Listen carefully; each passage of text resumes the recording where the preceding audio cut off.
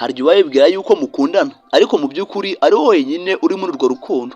Birababaza cyane rwose, nta kabazo bitanakubabaza kuko wowe ubutanga byose ariko we ntabiha agaciro namba.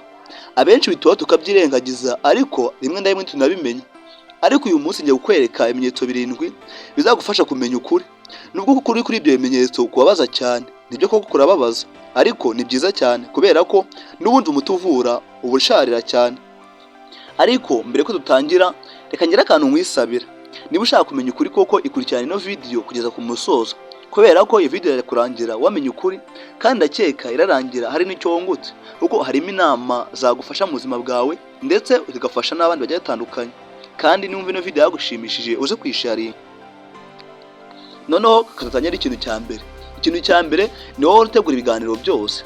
Buri gihe ni wowe utangiza ibiganiro, ni wowe muhamagara mbere, ni wowe mwandikira mbere. Ubwo utabikoze nta messages. Ibi ni ibimenyetso bikomeye cyane, ntabwo ari interest nkawe. Muri make ubwira utakumva. Mu Kinyarwanda cyuzuye ni nko guta inyuma yahuye. Birashoboka cyane rwose, abenshi barabikora ariko kaguma kwihangana. Naho kabiri najyaguha, ahora ahuze, nta mwanya kugenera, ariko ari abandi umwanya yabona cyane. Igihe nicyo cyerekana priority. Niba nta mwanya kubona akabonera abandi mbere yuko ubyemera, niba utekereze kabiri, kubera ko niba nta mwanya kubonera n'ibindi byose nazabikora. N'ikintu cya gatatu, nakwitaho, nakubaza uko umeze, namenye ibibazo byawe, nanakwereka caring. Ariko wowe utekereza kuri we buri munsi. Kuki wabona umwanya, si ukwiye kuba ufite umwanya uhagije, ahubwo cyangwa no kwigoma. Niba nta mwanya kubonera wowe ukawumubonera, ushobora kwibaza niba nta kintu kirimo. Niba utekereze kabiri mbere yo kubyemera. Naye ikintu cya kane, nifuza ko wamenya ubuzima bwe. Nifuza ko wamenya byinshi ku buzima bwe. Agira byinshi cyane agenda guhisha. Ibigaragaza yuko ntabwo kubona nk'umuntu w'ingenzi. Mujye mugerageza muri na sere mu rukundo reka. Kubera ko tinyuka urashoboye. Kandi kubera ko idatinyutse ntushobora. Ihora wihangana ajya kugufata uko yishakiye.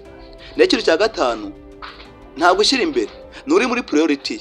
Ibintu byose abishyira imbere wakagushyira inyuma.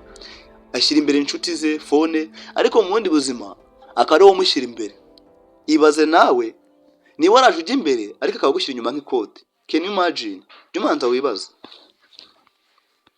Naho gatandatu, nagushyigikira ifite ikibazo. Naba hari nta kwitaho mu bihe bikomeye cyane, kandi urukundo nyarwo rugagaramba mu bihe bigoye.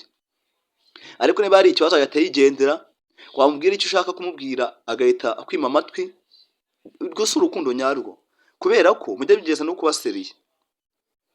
N'ikintu cya karindwi, nabazwa no kugutakaza. Bivuze ngo ushobora kwigendera, ibyo ntabyitaho, kuko ntiyitaye kugumana nawe.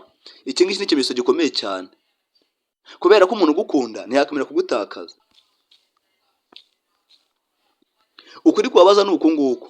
Ushaka gukunda umuntu cyane ariko we nagukunde.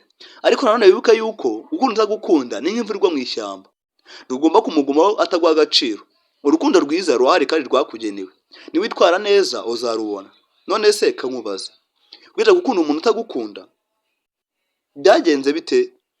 Twandikiye muri comment twiganirire. Ukande subscribe niba ushaka content ku rukundo, cyangwa se niba ushaka ukuri ku rukundo. Kandi niba ngombwa ukande na like.